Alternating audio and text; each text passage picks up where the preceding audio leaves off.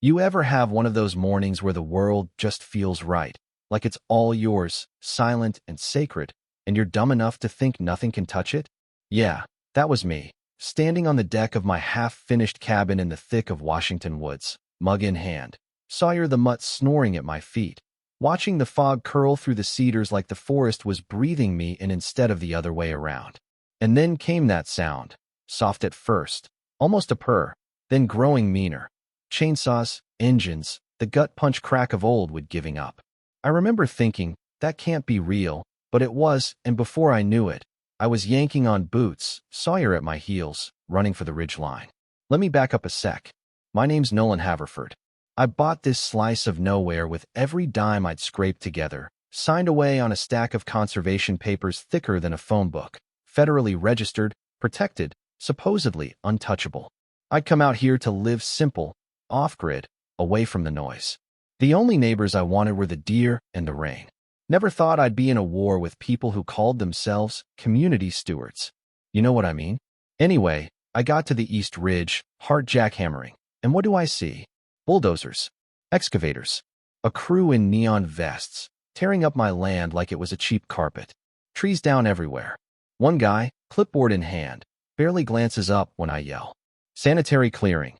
Orders from Timberline Echo Reserve HOA.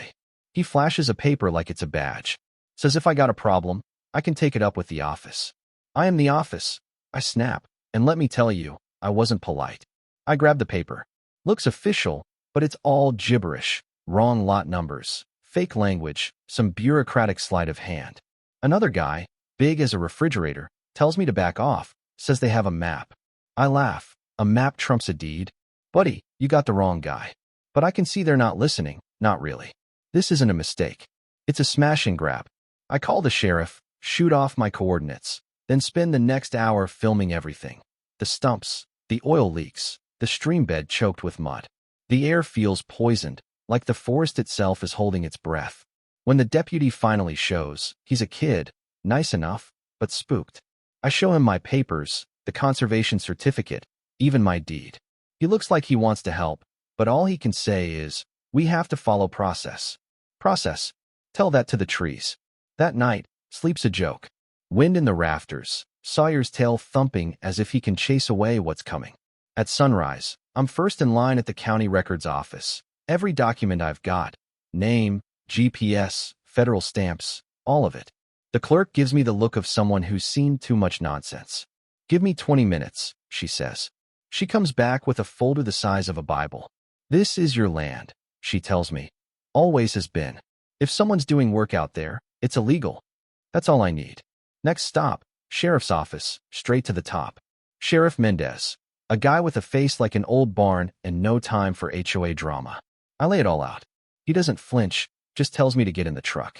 We drive up, Sawyer hanging out the window like he's ready to file charges himself.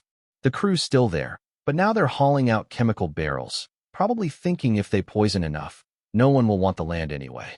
Mendez flashes his badge, orders a stop. This time they listen. The machines idle down, men scatter, but the damage is done.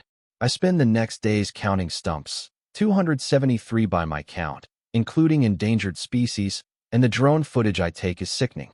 You'd think I'd be numb by now, but watching those hillsides stripped bare, hearing nothing but my own footsteps where there used to be birds, that sticks with you.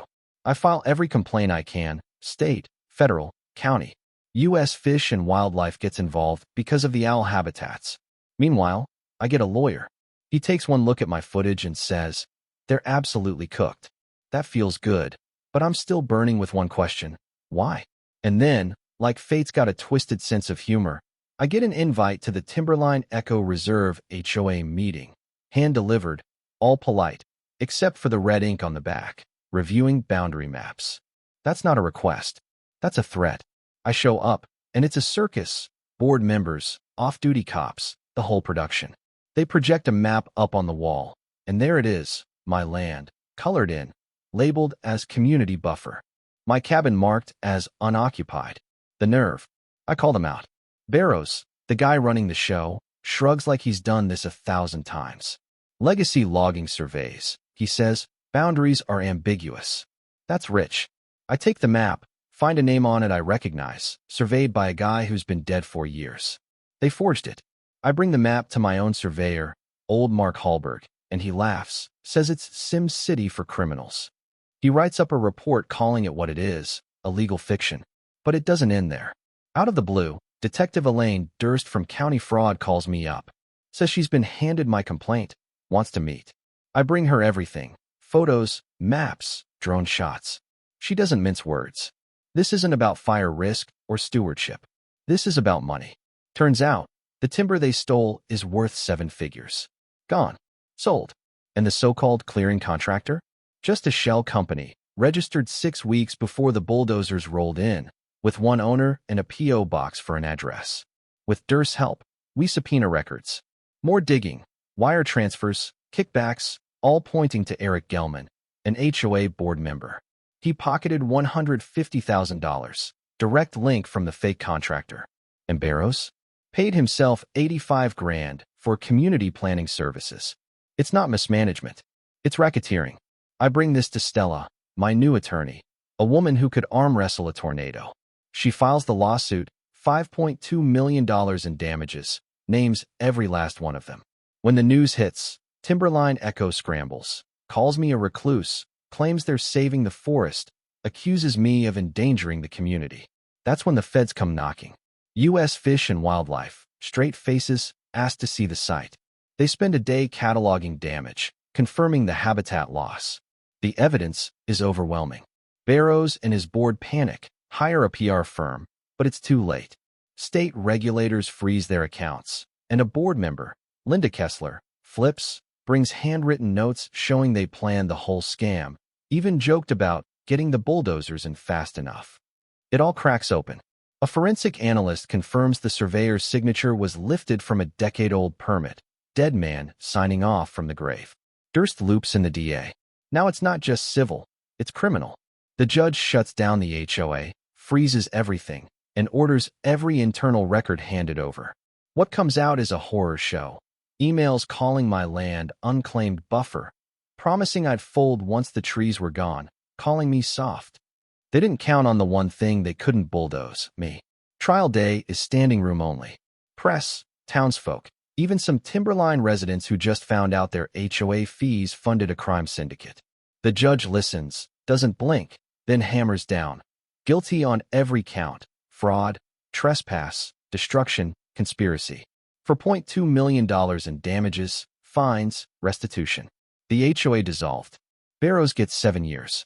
Gelman, a plea deal and a lifetime ban from any HOA board. The state takes over the land. A big chunk becomes part of a federal preserve. And the old Timberline clubhouse? Auctioned off, turned into a wildlife rehab center. Can't make this stuff up. And me? I used the restitution and a federal grant to bring in botanists and hydrologists. The bulldozers come back, this time to build, to heal. We replant, restore, rope off the stream banks, grow saplings in a nursery, the whole thing. Volunteers show up, some from Timberline Echo, a few with apologies. I don't hold grudges.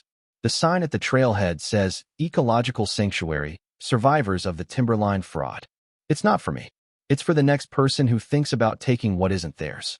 11 months later, I walk the ridge, Sawyer hobbling at my side, the green coming back. The silence is different now, thicker, wiser, as if the land remembers. The emails still come, people asking how I won. I tell them the truth. You don't win by yelling. You win by proving, by standing your ground, by planting something when the dust settles, even if you'll never see it grow tall. So what do you think? Was I right to fight back? Or was it all just one man refusing to let go? Let me know. Where do you stand when it comes to justice, to neighbors, to what's yours and what's right? Drop your thoughts below. Yeah, that happened.